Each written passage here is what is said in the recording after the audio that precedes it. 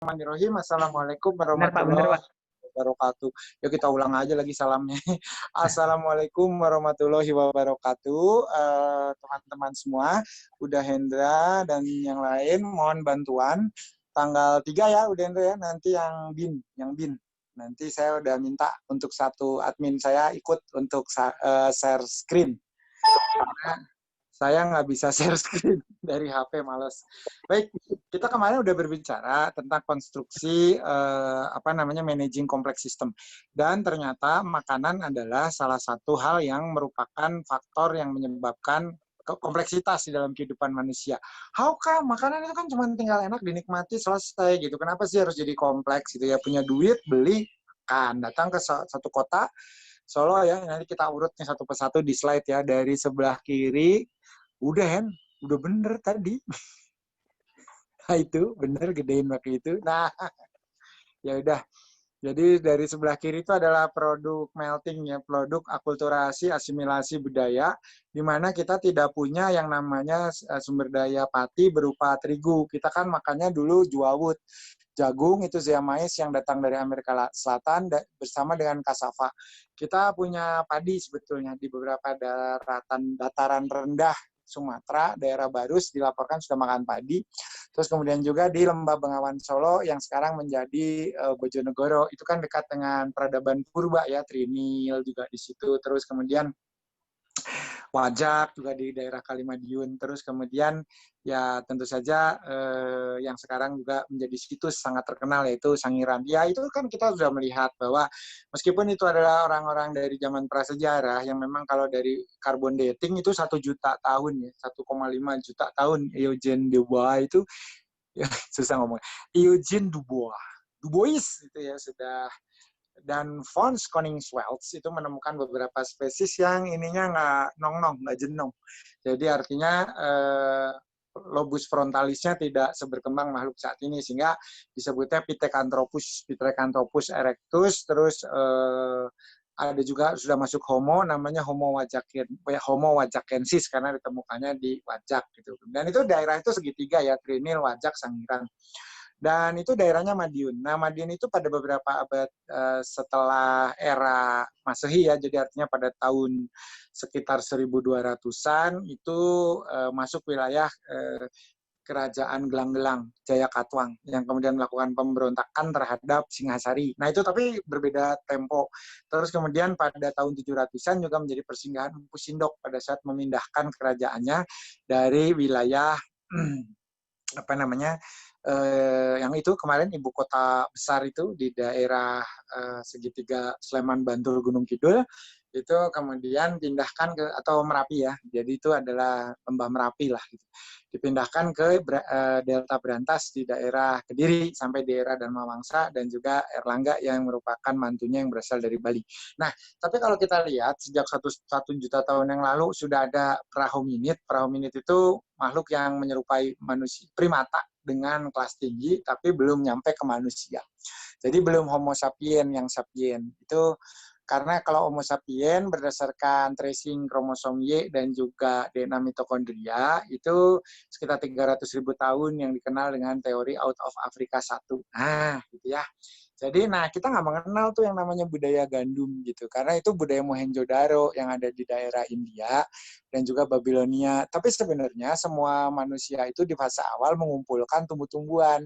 Jadi ada, ya kita juawut gitu ya, makanan burung sekarang sih disebutnya. Terus sagu gitu ya. Terus kemudian tadi ada spesies introduksi jamais, jagung. Terus kemudian cassava, terus juga ubi kayu, ubi kan kalau ubi kayu singkong ya, ini yang ubi rambat. Ubi rambat itu bisa yang berwarna ungu, berwarna kuning, berwarna putih. Lucunya yang putih paling tinggi loh asam askorbatnya, tapi kalau yang ungu paling tinggi antosianinnya. Jadi tinggi antioksidan ungu, tapi tinggi ini kuat, vitamin C dosis tinggi, itu justru putih. Jadi nanti kalau mau digabung saja antara yang putih dan ungu gitu. Itu kedua-duanya baik. Lalu kemudian apabila kita boleh lanjutkan, sama kan manusia itu kemudian mencari sumber protein hewani dan nabati. Awalnya hampir semuanya hewani. Karena kita budayanya berburu, meramu dan berburu, baru kemudian kita melakukan domestikasi hewan dan kemudian juga melakukan pertanian, dan itu menjadi persoalan yang sangat kompleks. Nah, maka kita bisa lihat itu ada jamur-jamuran, ada sawi, itu adalah hasil domestikasi, sementara kalau jamur sampai hari ini sebagian terbesar masih menyerahkan kepada alam karena sifatnya oportunis, kecuali di daerah tertentu ya, kayak di Cisarua di Bandung itu ada Pleurotus ya, peternakan jamur kayu, tiram kayu. Nah, itu bisa dibudidayakan dengan memanfaatkan kelembaban dari media tanam yang bersifat organik gitu, dari kayu, serbuk gergaji dan sebagainya, diberi nutrisi, itu bisa. Samalah dengan aeroponik, sama juga dengan hidroponik. Tetapi kapang itu adalah sesuatu yang mati keluar yang hidup, dari yang hidup juga bisa keluar yang mati. Misalkan kuku itu, atau misalkan rambut, itu kan satu zat yang tidak ada selnya, tidak ada mitokondrianya gitu, tidak melakukan satu aktivitas respirasi metabolik misalkan. Tetapi juga bisa keluar dari yang mati, katakanlah batang-batang kayu yang sudah kehilangan daya hidup, itu fungsi vital, jamur-jamur. Nah, kalau kita lihat di daerah Tuscany, itu sampai hari ini orang punya values tinggi karena berburu, mencari gitu, dan yang bisa nyari itu biasanya anjing yang punya penciuman dengan spektrum yang cocok gitu untuk mencium bau protein tertentu, itu yang dihasilkan oleh jamur, namanya jamur truffle. Jadi truffle itu adalah jamur termahal di dunia. Kalau di Bangka juga ada sejenis truffle namanya kulat pelalawan. Kulat pelalawan itu rasanya unik ya, jadi ada unsur amonia gitu, jadi menyengat, tetapi juga enak banget. Jadi kalau di Nusantara tropis ada kulat, jadi ada kulat pelalawan itu, kulat pelalawan itu dari Bangka. Dan itu mirip travel, jadi artinya tidak sembarang waktu dan musim. Jadi travel juga hanya musiman tertentu dan harganya lebih mahal dari emas. Dan saking mahalnya itu kalau makan gitu di sana, di Itali, di Tuscany, ya ini jadi kangen ya sama Itali karena sudah lewat COVID-nya, barangkali bentar lagi bisa leyeh-leyeh.com di Firenze pas autumn paling pas. Kalau summer panas banget dan turis banget gitu. Kalau winternya ya gitu deh, winter kan biasalah rada-rada minus. Tapi kalau autumn tuh cantik. Kenapa? Karena warna dasar kota. Iya betul Kang Sandy, itu adalah riwayat jamur kesukaan Rasulullah. Ya, karena pada saat itu trade sudah berjalan dan Rasul itu kerap kali berjalan sampai ke Syam atau ke Damsyik, Damaskus, dan juga sampai ke melewati Aman ya, jadi di Jordan.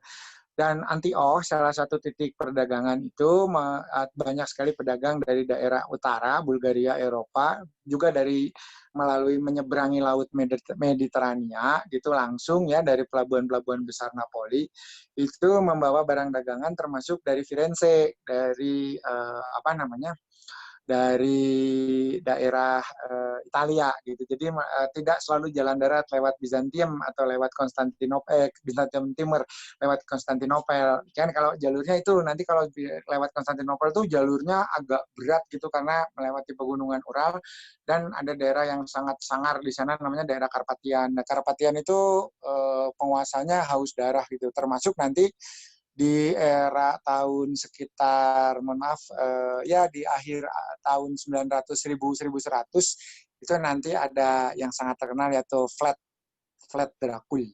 Vlad Dracula sebetulnya Dracul itu dari naga. Jadi Vlad Dracula itu keturunan Wangsa Naga. Kan kemarin kita udah bahas ya, Wangsa Naga tuh gennya menyebar. Jadi di Eropa banyak, di Amerika Latin Maya Inca. Di kita juga ada Wangsa Naga itu yang masih tersisa, kelihatannya sekarang masih lekat itu di Dayak Kanyah dan di Mentawai. Itu jadi suku-suku yang punya hubungan dengan suku-suku pengembara dunia pada masa awal. Mungkin juga sebagian di K ya, karena kan K itu kalau dilihat Tanimbar itu juga tertutup, dan kalau menurut Prof. Herawati Sudoyo punya tingkat ketuaan DNA itu merujuk pada gelombang kedua out of Africa. Jadi sudah cukup lama gitu berada di sana, dan ada satu proses agak terisolasi sehingga bisa bertahan gitu karena dilindungi laut. Nah, hampir semua Dayak itu punya suku Naga, punya gen suku Naga gitu. Jadi Iban juga sama. Terus Kenyah tadi yang saya sebut sama. Terus kemudian Mentawai yang jelas itu suku-suku di Mentawai di Siberut. Terus juga Nias pelompat batu. Para pelompat batu itu kan punya tradisi yang sama karena coba lihat susunan batunya itu sama dengan beberapa susunan relik yang ada di Meksiko yang merupakan ibu kota kaum Maya pada saat itu. Bisa dilihat sih, jadi susunannya seperti itu. Kalau di daerah Jawa, barangkali itu bisa dilihat di Ceto, terus kemudian juga di Boko, yang sebetulnya generasinya setelah itu ya. Tetapi kalau kita lihat ada memori primordial dan itu sebenarnya konsep langgar juga, langgar yang kemudian menjadi tempat peribadatan umat muslim yang kemudian kita sebut sebagai ya Om Mano pergi salam. Ya udah yuk kita ikut pindah yuk. Om Mano kayaknya pindah ke kelasnya Santi Serat deh. Saya juga mau ikut pindah. Baik, jadi kemudian kita coba lihat lagi ke nomor 2 tuh ada pentol ya, ada pentol atau bakso. Itu juga satu produk introduksi. Karena pada dasarnya dulu orang Indonesia tidak, tapi kalau dari nama itu jelas ya, bakso gitu. Bak itu babi. Jadi itu sebetulnya awal muasalnya dibawa oleh para pendatang dari Tiongkok gitu ya. Kan kita banyak loh, maksudnya Tiongkok itu gede kayak kita juga. Ada Jawa, Sunda, Dayak, Bali gitu ya. Orang Melayu, orang Pelimbang itu kayak gitu. Jadi di Tiongkok juga tergantung gitu. Yang jadi, tapi kalau sudah keluar disebutnya Hoakiao, perantau gitu. Jadi artinya kelompok-kelompok perantau. Dan bahasanya sebetulnya mereka juga saling nggak ngerti, kayak orang Jawa ketemu orang Batak ya. Sebenarnya kita tahu ini orang Indonesia nih, tapi ngomongnya lain. Ada orang kek gitu ya, orang kek itu cak tokai, itu selamat makan tuh cak tokai gitu. Kalau di daerahnya mereka banyak di Sambas Singkawang sampai ke daerah Pontianak. Sementara yang ke pesisir Jakarta lain lagi, itu banyak orang Hokian yang kemudian punya ilmu matematika dan proses berdagangnya tuh di level lebih atas dalam pengertian lebih sebagai produsen ataupun ya setidaknya maklar gitu. Tapi kalau orang kek itu pekerja gitu. Nah, jadi terus kemudian ada juga daerah-daerahnya, karakter daerahnya tuh terbawa. Misalnya Sichuan gitu. Jadi Sichuan itu yang pertama mengenalkan lada hitam. Jadi lebih pedas, lebih panas. Jadi bakso, somai gitu ya. Terus kue tiao, bakpao, itu semua ada bahan dasarnya itu sebenarnya kinzir ya. Kinzir itu adalah pork atau porcines gitu ya. Ya, jadi itu adalah nggak halal sebenarnya awalnya. Tetapi kemudian juga terjadi proses asimilasi dengan agama yang datang, yang kemudian memang tidak memperbolehkan. Dan sebenarnya sebagian dari teman-teman yang berada di Tiongkok juga adalah orang-orang yang juga siar membawa agama itu. Jadi kalau dari armada Cheng Ho itu kan bisa kita lihat ya, dan nanti kemudian kita sangat terasa bahwa sebenarnya penguasa-penguasa Indonesia di abad pertengahan ketika kerajaan Islam mulai bangkit itu Tiongkok gitu. Misalkan Raden Fatah, raja pertama dari kerajaan Demak Bintoro, itu kan namanya Adipati Jinbun karena memang ibunya itu adalah seorang WNI keturunan orang Tiongkok gitu yang dibawa dari Campa, kemudian sempat tinggal di Palembang, lalu dibawa ke Jawa untuk dinikahkan dengan Raja Brawijaya terakhir atau Raja Brawijaya V. Lalu kemudian punya anak itu Raden Patah dan menjadi penguasa di Demak. Jadi sebetulnya relasi kekuasaan itu senantiasa berkesinambungan loh. Artinya meskipun agama berbeda gitu ya, berubah, terus kemudian geoposisi, geolokasi ibu kotanya bergeser, tapi penguasanya tuh pasti punya genetik yang sama. Nah, ini yang sebetulnya di dalam teori kepemimpinan disebut sebagai disebut sebagai great man teori. Artinya orang-orang besar itu memang punya potensi untuk melahirkan dan menghadirkan orang-orang besar lainnya. Ya sebenarnya masuk akal ya, karena walau bagaimanapun ada DNA yang diwariskan, ada suasana lingkungan dan proses edukasi pendidikan yang kemudian dikondisikan gitu ya pada orang-orang tertentu yang memang di lingkungan yang sangat baik juga gitu ya, sehingga akhirnya karakter keturunannya pun bisa mencerminkan gitu, merepresentasikan keistimewaan yang dimiliki oleh orang tuanya. Dan istrinya pun juga kan pilihan. Jadi artinya ini adalah proses, mohon maaf, barangkali seperti kemarin disampaikan oleh Pak Kemal gitu ya, bahwa aduh kita tuh terkadang memandang suatu relasi itu tidak setara gitu, bahwa wanita tuh seperti objek gitu yang kemudian senantiasa apa ya istilahnya komoditas gitu ya. Jadi seolah-olah dia bisa ditawar, bisa ya pokoknya inferior lah gitu di dalam, bahkan dijadikan bercandaan yang rasis gitu karena gender gitu. Padahal kan sama manusia ya. Nah, pada saat itu tapi memang ada satu kenyataan juga bahwa secara genetik pasti akan dipilih gitu pasangan mating ya, yang terbaik itu yang mana. Tetapi jangan salah, sebenarnya yang bisa menentukan pasangan yang baik itu yang wanita itu menilai pria, menilainya tuh dari feromonal, dari hormon, dari bone structure, kan ada apa golden ratio itu Fibonacci. Nah itu wanita tahu gitu mana cowok yang punya kualitas baik. Maka jangan suka marah ya kalau perempuan, kemudian kita mengatakan demikian tuh perempuan cantik siwer apa ya, minusnya nambah apa bagaimana. Kok milih cowok kayak gitu banget gitu. Itu ada pertimbangan khusus loh. Jadi artinya punya wanita tuh mengetahui potensi dari pasangannya. Karena yang akan menentukan siapa calon dari siapa yang diizinkan untuk melakukan proses konsepsi atau pembuahan itu pasti dari ibunya kan. Nggak mungkin pria. Kalau pria sih hanya menyumbang gitu. Artinya bersifat pasif. Sebenarnya pasif. Kelihatan seperti aktif gitu, padahal pasif gitu. Ini makanya kalau di keluarga Pavo itu adalah keluarga burung merak gitu.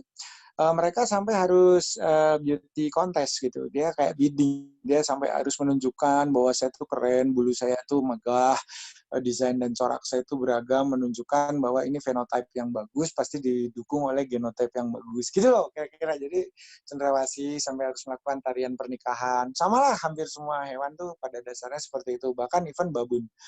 Bahkan singa. Jadi artinya semua juga yang bisa menentukan dan memilih itu adalah betina atau wanita. Jadi dalam hal ini justru satu potensi yang sangat luar biasa kuat sebenarnya menjadi seorang wanita itu.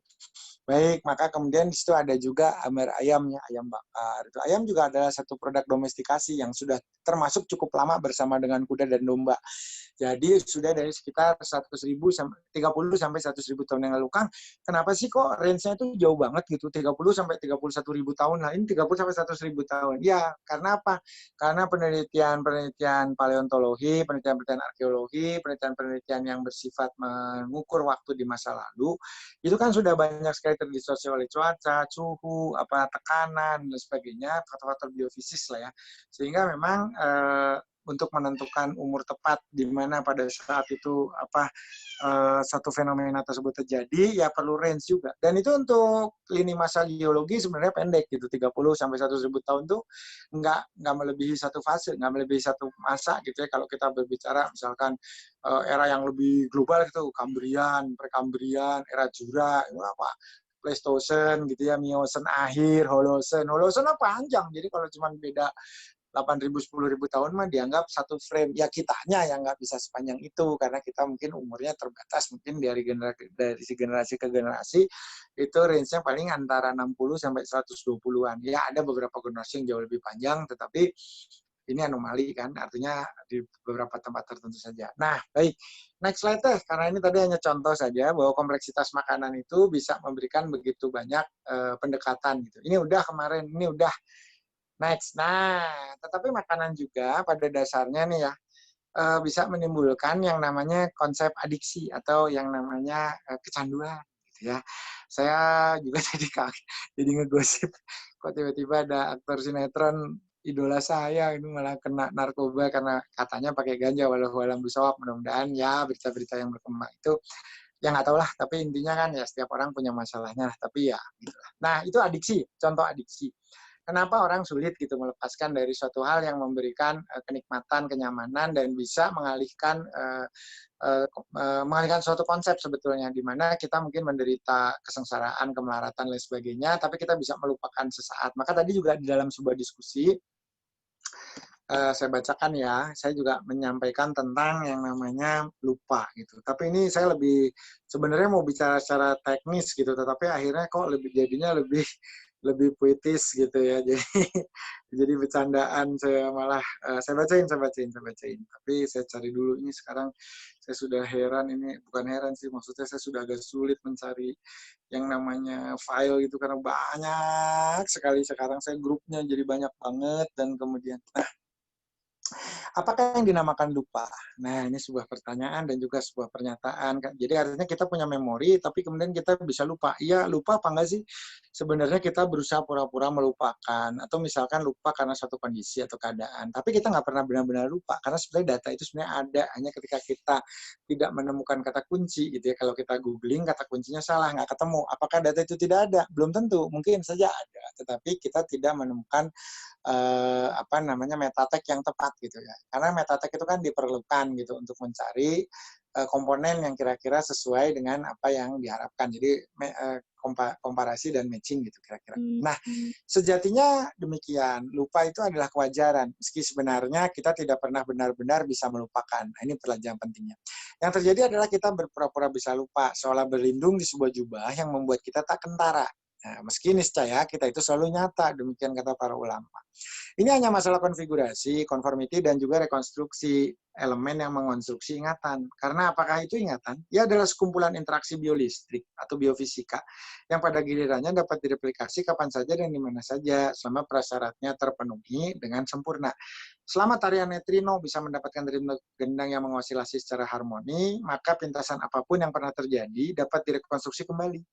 Kita ini adalah butiran-butiran debu kosmis yang meruyak kosmos dengan langgam dinamis yang kita permanis lewat cara-cara romantis. Kita ini kan mengembangkan romantisme ya, bahwa ada hal-hal yang nana untuk dikenang, nana takut, kan gitu ya. Jadi kita membuat suatu hal yang telah berlalu itu menjadi sebuah kenangan yang romantis gitu. Dan sebenarnya itu adalah ancor. Ancor itu bukan ancor-ancoran.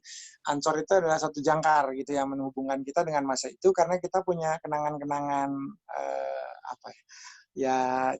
romantis dan sebagainya. Nah, tapi pada hakikatnya kita ini makhluk statis tanpa status. Makhluk statis tanpa status. Karena kita nggak bergerak sebenarnya. Kita ini digerakkan. Waduh, yang hanya digerakkan oleh yang maha dinamis. Jadi pada dasarnya kalau kita tidak diberi ATP nggak bisa kemana-mana. Pada saat dunia diam ya kita juga diam. Seperti di geostasioner kita bisa di garis Karman ke atas itu 100.000 kilometer, 100 kilo kalau garis Karman. 100 kilo, tapi ketinggian orbiter kita mungkin berada pada 100.000 kilometer gitu ya. Terus kita kan diem tuh kalau satelit, terus dianya yang lain muter gitu. Ya kita kan, itu kita muter apa enggak sih? Kita diem sebenarnya, tetapi kita kena yang namanya efek rotasional dari benda langit, dan kita bisa kecepatannya 11.000 kilometer per jam, alias kurang lebih 10,5 kali kecepatan suara. Tapi kita diem, jadi dengan bergerak 11.000 kilo, pada hakikatnya kita diem. Kebayang nggak sih pemikiran filosofisnya, tasawufnya? Kalau kata seorang teman yang juga dan seorang ahli satelit, mari merenung di tepian garis Karman. Itu tadi yang saya ceritakan, 100 km di atas atmosferik, di mana atmosfer sudah habis, dan situ sudah mulai digantikan dengan apa yang dinamakan dengan ruang semesta, jadi ruang yang ada di atas kita. Gitu. Ya, tergantung kita di mana. Kalau kita di Indonesia, yang bawahnya yang di Denmark. Kalau yang kita di Denmark, lihat Indonesia yang bawah. Karena kita bulat. Nah, maka kita akan tenggelam di dalam diam sementara semesta bergerak dalam berbagai ragam lagak sesuai dengan apa yang telah diatur oleh Yang Maha Berkehendak. Geostasioner, siapa yang stasioner? Dan siapa yang menghadirkan osilasi harmonik orde ganjil, seganjil termodinamika yang tak pernah mencapai titik equilibrium yang mendamaikan entalpi dan entropi? Apakah mereka butuh titik itu? Mungkin mereka butuh, tapi kita tidak. Dan karena mereka sadar bahwa kita itu ada, maka mereka pura-pura lupa soal sepakat bertemu di titik nirbeda, alias menjadi sama adalah niscaya. Mereka sadar dalam ketidaksadarannya bahwa menjadi adalah berbagi, mereplikasi fungsi untuk melegitimasi eksistensi. Bukankah dalam konsep kelembaman kita ini hanyalah sekarung goni yang tak bisa lagi berhenti atas kemauan sendiri. Berarti ada yang memiliki segenap kemauan yang mengatur semua ini kan. Nah, maka kita lihat kita ini udah diatur. Jadi artinya tadi ketika ada diversitas dari tumbuhan yang menghasilkan diversitas molekul yang kemudian kita kategori sebagai diversitas nutrisi dan kita persempit lagi menjadi diversitas rasa. Nah, ini kan satu hal yang saling berkesinambungan kan, kalau menurut saya kan jadi satu hal yang saling berkesinambungan. Nah, jika adiksi menghadirkan sensasi yang diinginkan, maka tentu berhubungan dengan reward, anticipation and pleasure, ya kan? Kenapa kita tiba-tiba seolah-olah itu tidak bisa lepas gitu tanpa nasi, sehingga kalau kita di Eropa belum ketemu nasi sudah makan roti berpotong-potong, kita bilangnya kita belum makan, padahal perutnya udah melembung banget, tapi ya kita belum makan, tadi kan baru makan cemilan roti misalnya. Nah, adiksi itu biasanya ditandai dengan menjadi satu motivasi untuk pemenuhan kebutuhan atau substitusi, misalkan gula. Maka adiksi terhadap gula itu juga tinggi. Begitu orang suka yang manis-manis dan kemudian tubuh kita seolah-olah mendapatkan asupan adekuat, ketika agak turun sedikit, maka kita langsung craving. Nah, kita minta gitu ya. Karena ada sesuatu yang diinginkan, bukan dibutuhkan, melainkan lebih kepada sesuatu yang bersifat diinginkan. Maka nanti di situ juga bekerja seperti yang ada di gambar, ada dopamin pathway yang menjadi daya dorong kita gitu ya.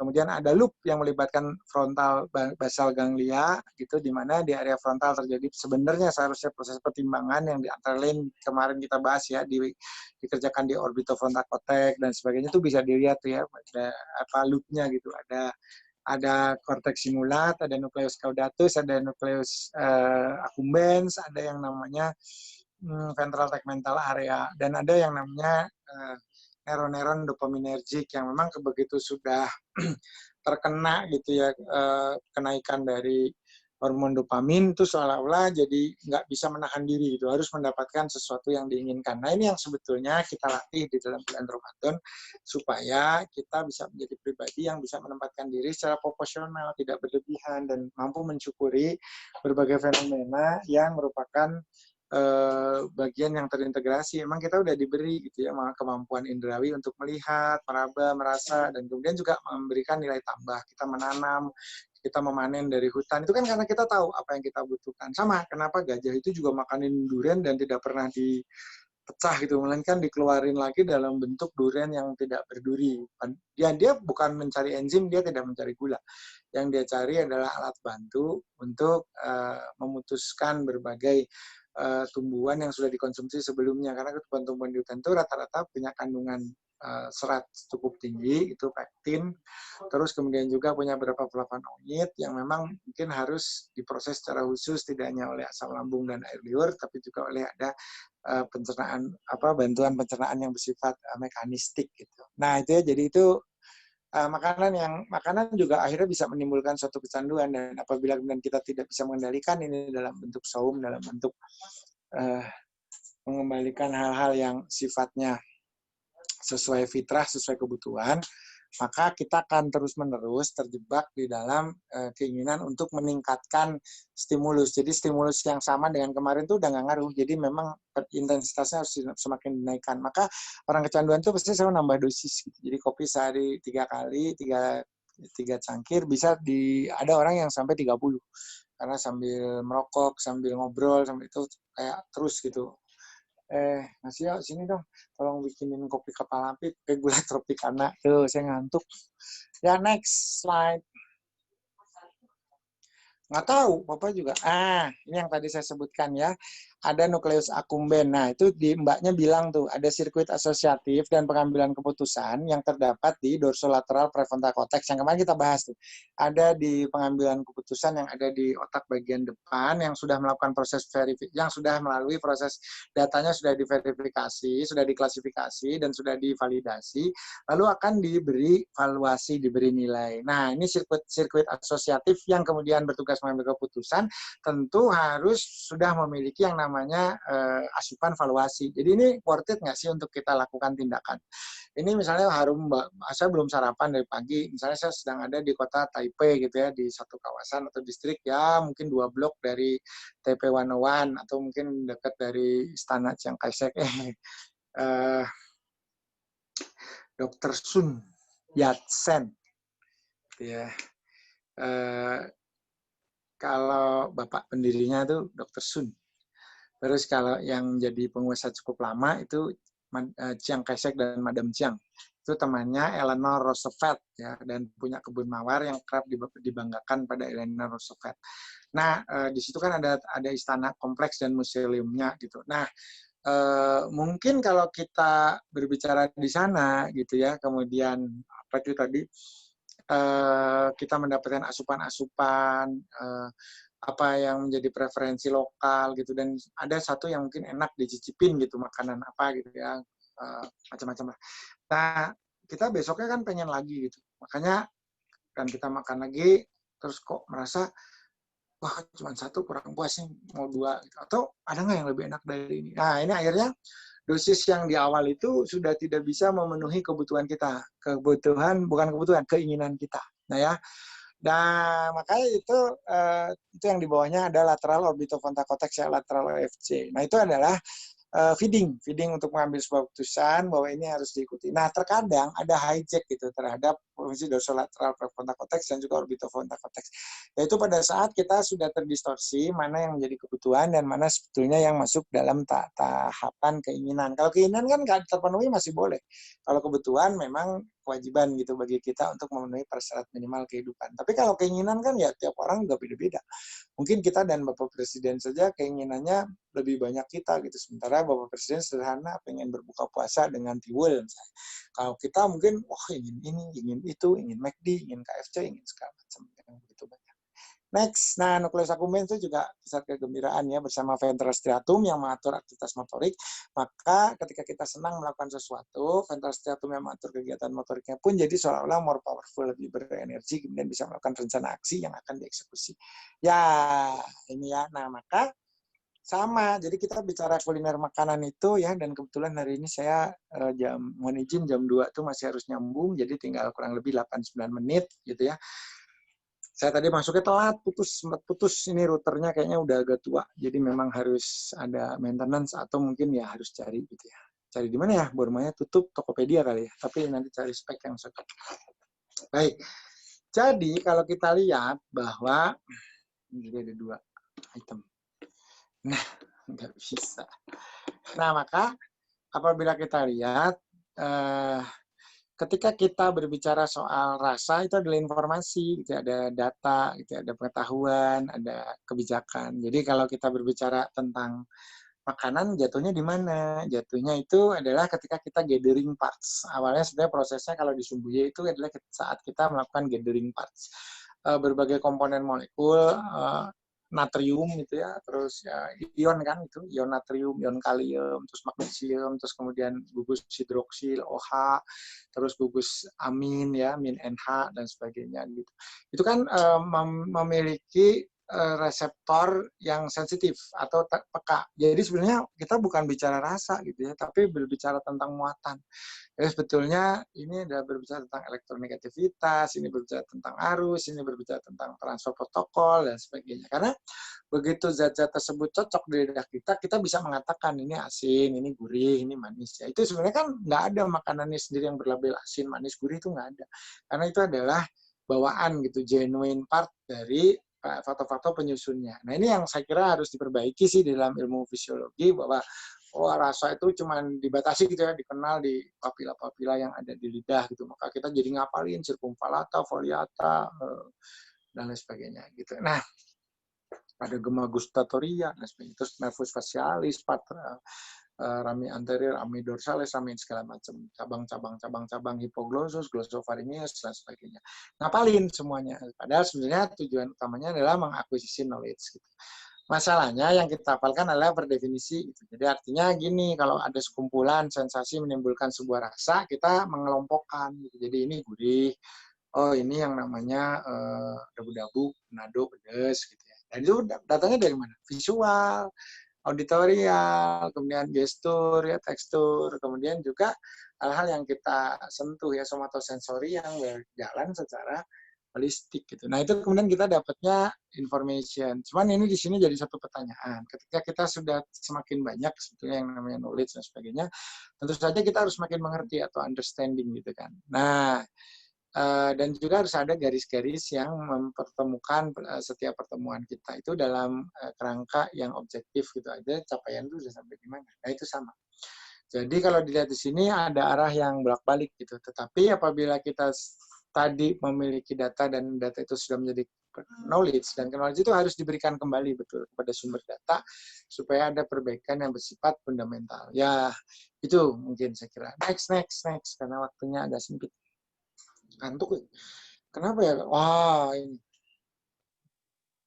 Ya, jadi kalau dilihat ini yang tadi disebut dengan dorsolateral prefrontal cortex. Jadi pada saat kita memiliki keinginan, kan tadi kita melakukan proses verifikasi, evaluasi, validasi, dan kemudian mengidentifikasi serta mengklasifikasi. Dari tahapan-tahapan itu, kemudian kita baru mengambil keputusan bahwa ini yang saya butuhkan, lalu saya perjuangkan, lalu saya beli, lalu saya makan, gitu kira-kira, kalau punya duit. Ya, nah itu makanya ada uang, ada lambung, gitu ya. Ini kebutuhan lambung, dan saluran cerna, dan juga nanti apabila memang harga barang impor naik gitu kapalnya ya, maka jangan khawatir, kita juga akan terus berjuang. Misalnya kalau beras yang mungkin jumlahnya agak berkurang, tetapi intinya kita masih mencoba menyeimbangkan karbohidrat dan faktor lain di dalam kehidupan. Nah itu mungkin satu. Itu adanya di mana? Yaitu di dorsolateral prefrontal cortex yang tadi disebutkan ada di pinggir ya, dorsolateral apa namanya prefrontal cortex. Jadi ya baik, next. Nah, ini ACC ya, anterior cortex cingulata, itu acap kali menjadi pusat pertimbangan rasional. Jadi muncul katanya, tapi apa iya saya harus makan ini? Sementara dorsolateral prefrontal cortex itu, kalau yang tadi itu bersama-sama dengan apa namanya berbagai sistem yang agak berbeda gitu. Jadi inilah keunikan kerja dari jejaring otak manusia. Dia bisa paralel, dia bisa juga bersifat linier, dia bisa juga saling mengkonjugasi, dia bisa saling mempengaruhi, dia bisa berubah peran gitu. Kapan menjadi variabel, kapan menjadi variabel utama, kapan mungkin justru bertindak sebagai orang yang diteliti, misalkan seperti itu. Nah, maka dorsolateral prefrontal cortex itu fungsi dasarnya adalah pertimbangan apakah ini patut layak untuk kita berikan respon. Gitu. Entah itu ada duit jatuh, responnya mau gimana dikembalikan, mau kita sumbangkan ke yatim piatu atau bagaimana.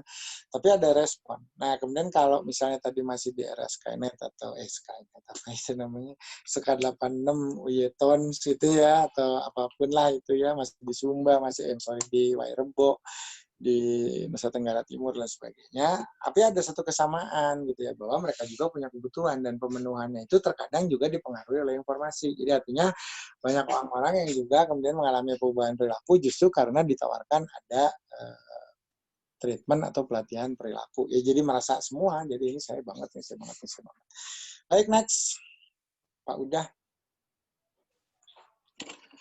Nah, ini yang tadi disebut frontal cortex ya. Ini letaknya di belakang rongga orbital. Orbital itu adalah rongga mata, bola mata yang di dalamnya diisi oleh bulbus olfactorius atau pusat penginderaan. Jadi di situ karena bayangannya itu terbalik dan diperbesar, maka otomatis pada saat itu beberapa yang memiliki kesulitan untuk membaca, mungkin kalau sekarang disleksia itu dibuatkan satu kacamata khusus sehingga bisa tetap mengikuti proses pembelajaran seperti mereka-mereka yang lain yang ada di kelas tersebut. Itu jadi orang-orang generasi ini kadang punya banyak ilmu, ngerti yang namanya ya tadi beberapa bahasa, tetapi juga ada satu pengetahuan khusus tentang anak-anak berkebutuhan khusus misalnya. Ya, nah ini orbitofrontal cortex tadi sudah saya sebutkan. Ini adalah sebuah lokasi untuk screening untuk kemudian memisah mana yang menjadi bagian dari proses pengembangan diri saya dan mana yang mungkin saat ini memang belum punya manfaat dan sebagainya. Tapi intinya duet ini akan terus berjalan gitu supaya ada sinergisasi gitu, dan ini juga pasti insya Allah terjadi. Next please.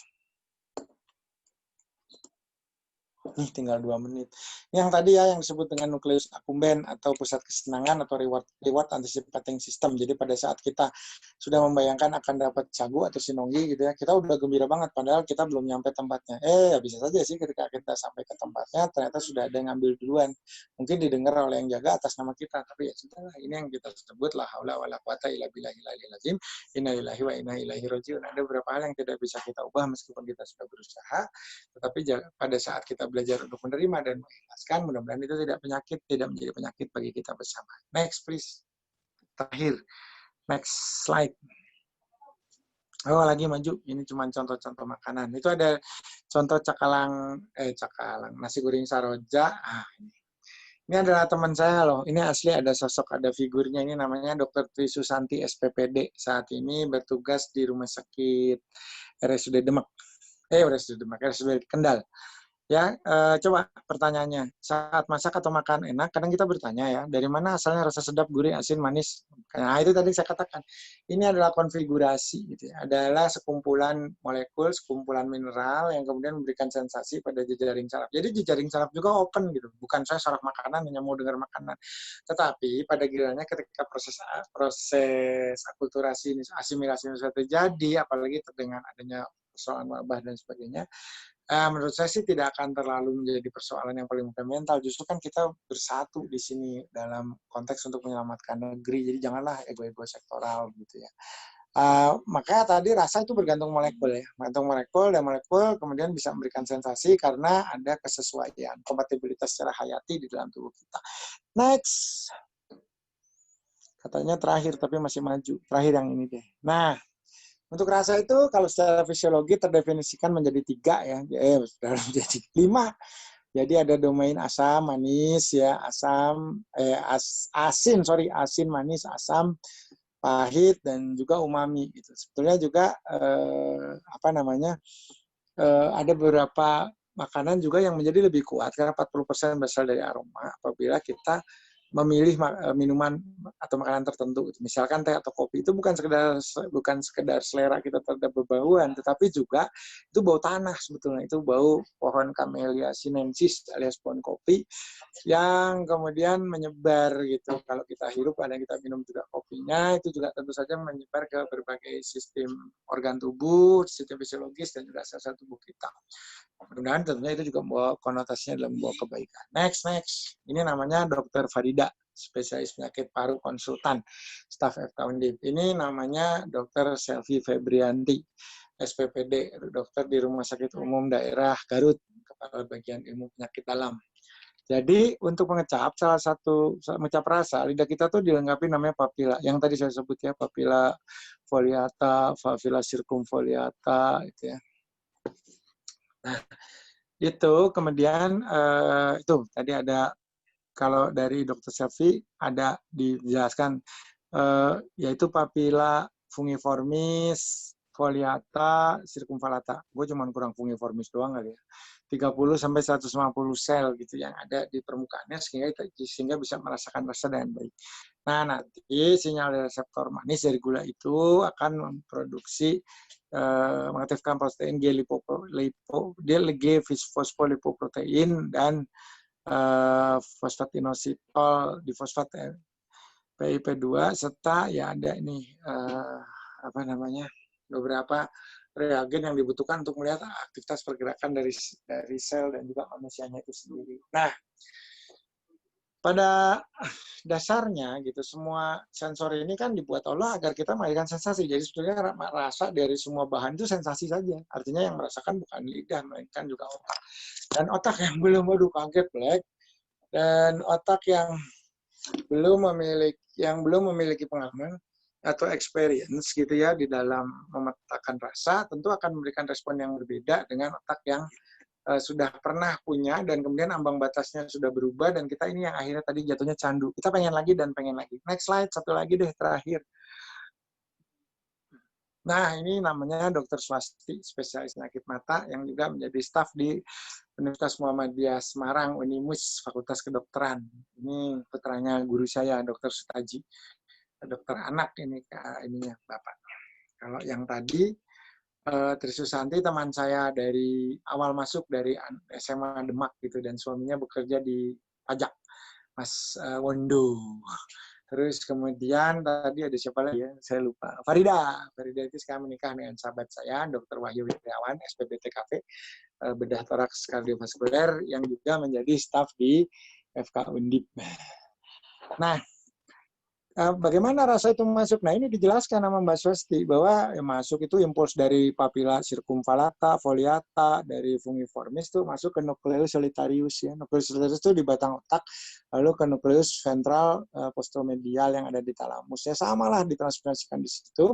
Dan buntut-buntutnya apa sih? Menimbulkan biolistrik gitu ya. Natriumnya akan menjalankan aktivitas yang disebut depolarisasi sehingga semula dari resting potensial yang diam pada minus 70 naik menjadi plus 40 ketika adanya natrium flux masuk dan kemudian mengalirlah impuls sesuai dengan hukum arus. Nah, potensial aksi itu akan menimbulkan itu antara lain di nervus ke-10 atau nervus cranialis yang disebut nervus vagus yang mempersarafi apa saja epiglotis itu anak lidah ya bener anak tekak, faring, laring, nervus glossofaring yang mempersarafi sepertiga bagian belakang lidah dan nervus facialis 7 yang mempersarafi 2/3. Nah, nervus facialis 7 itu mempersarafi 2/3 bagian lidah kita. Oke, next. Terakhir. Siapa dong? Nah, ini adalah Dr. Lala Arif yang dulu adalah Kepala Divisi Humas atau Hubungan Masyarakat dan juga Corporate Communication, Korkom, dari PT Bio Farma, salah satu holding farmasi BUMN. Sekarang sudah menjadi Associate Professor di SDM ITB. Tentu saja Hendra tahu, karena kan kita pernah makan siang bareng di Dayang Sumi. Nah, makanya untuk menaikkan energinya, manusia itu menyukai rasa. Maka rasa itu sebenarnya petunjuk, teman-teman. Petunjuk bahwa kalau manis itu berarti energi, kalau asin itu ion natrium yang notabene which is itu berguna di dalam aktivitas biofisika, biolistrik. Nah, pompa natrium itu menghasilkan aktivitas pada persarafan. Jadi, kalau kita ingin makanan sesuatu, sebenarnya tubuhnya sedang memberi sinyal bahwa kita perlu tenaga, bahwa saraf kita memerlukan stimulus yang memperpanjang. Ya, saya lanjutkan sampai selesai. Maka rasa manis itu adanya di glukosa, fruktosa, sukrosa maupun derivat alkohol tuh yang produk-produk fermentasi kan manis-manis tuh, peyem segala macam ya, tape. Nah, itu isinya sebenarnya kalau manisnya seperti itu ada sorbitol dan juga manitol. Nah, manitol ini juga dipakai ya di kedokteran untuk mengatur tekanan intrakranial supaya tidak terjadi kebocoran pada saat ada kondisi-kondisi tertentu. Jadi tekanan intrakranial supaya hiperkonsentrasi dan lebih pekat gitu ya. Jadi osmolaritas, berbicara soal osmolaritas. Jadi saya juga baru ngerti sih setelah di kedokteran itu bahwa dulu belajar kimia gitu ya, belajar yang namanya stoikiometri, belajar titerasi, itu ada maksudnya di semester awal juga 5 kali praktikum dikeluarin mulu sama Pak Damin. Itu tujuannya supaya kita ngerti itu bahwa iya nanti ada osmolaritas cairan itu kita harus pakai apa supaya cairannya tidak keluar pada saat ada tindakan misalkan seperti itu ya. Nah, jadi pada dasarnya pahit, asin, manis, gurih itu adalah cara tubuh kita memberi tanda. Jadi rasa manis itu merepresentasi gitu dengan terkorelasi dengan yang namanya kalori tinggi. Ya, next slide terakhir. Asik. Masih terngiang. Nah, ini makanya. Tapi kalau kemudian manusia melakukan suatu proses yang mengikuti keinginan dan kemudian mengabaikan yang namanya ambang batas kebutuhan, kita lihat tuh bahwa ternyata 14% dari total populasi yang saya teliti di Kota Bandung dan sekitarnya pada tahun 2014 atau 15, saya lupa lah 5 tahun yang lalu lah kurang lebih, itu 14%-nya tuh kadar gula dan garamnya berlebih. Belum, mundurin. Nah, ini kadar garam dan gulanya tuh berlebih, sementara kalau kelebihan gula aja 9% ya, jadi terus kemudian yang gula garam normal lumayan ya 20%, tapi coba lihat yang hijau. Konsumsi kita tuh kalau soal garam tuh lebih banget ya. Padahal garam itu sekitar 5 gram ya. 5 gram itu kurang lebih 1 sendok teh. Sementara gula tuh boleh 50 gram. 50 gram itu 2,5 sendok makan. Gue lupa deh. Kalau lemak itu bisa sampai 36 gram, apa 16 gram. Tapi intinya kalau garam tuh nggak lebih dari 5 gram. Kalau gula boleh sampai 50 gram, jadi setengah ons. Kalau garam tuh dikit aja, karena memang nanti ketika natrium berlebih akan ada perubahan pada regurgitasi, pada aliran darah, pada hemorologi, pada aktivitas hormonal, dan yang tidak kalah penting adalah pengubahan konsentrasi. Kan garam itu mempengaruhi tonisitas gitu. Jadi ada hipertonis, ada hipotonis. Nanti kalau garamnya tinggi jadi hipertonis dan dia bisa menarik cairan dari sekeliling. Tuh, tamat kan finally gitu ya. Jadi keren pisan hari ini. Ini sangat menarik, mudah-mudahan bisa menjadi bahan pembelajaran. Besok kita lanjutkan. Begitu ya teman-teman, sampai jumpa di kelas berikutnya. Wabillahi taufiq wal hidayah. Wassalamualaikum warahmatullahi wabarakatuh. Silakan direkam. Ya, makanya sebelum makan baca doa. Allahumma barik lana fima rozaqtana wa qina azabannar.